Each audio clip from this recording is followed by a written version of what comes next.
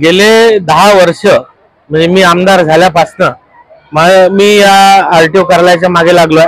आपला बुलढाणा जिल्हा हा खूप भौगोलिक दृष्ट्या विस्तारित जिल्हा आहे आणि आपण जर पाहिलं तर जळगाव जामोद असेल, इकडे खामगावचा कोपरा माटरगावचा असेल, भास्कन कठोरा कालवड असेल किंवा तिकडे मलकापूर नांदुराचे लोक असतील, या लोकांना आरटीओ पासिंग साठी 100-150 किलोमीटर जावं लागते।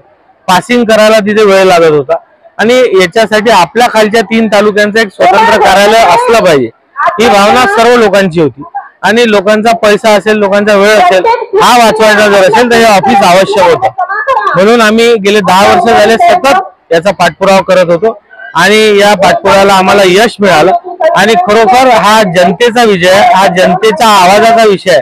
कारण जोपर्यंत जनता माझ्या पाठीशी उभी राहिली नसती हे आरटीओ कार्यालय आणू शकलो नसतो। पण आज शासनाने हे आरटीओ कार्यालय आम्हाला मंजूर करून दिलं। मी शासनाचा खूप खूप आभारी आहे। मुख्यमंत्री एकनाथरावजी शिंदे, देवेंद्रजी आणि अजितदादा या तिघांनी मला भरपूर पाठिंबा दिला आणि जशा जशा मीटिंग होत गेल्या त्यांनी तात्काळ अति जलद गतीने हा GR काढून आपलं हे ऑफिस मंजूर केलं।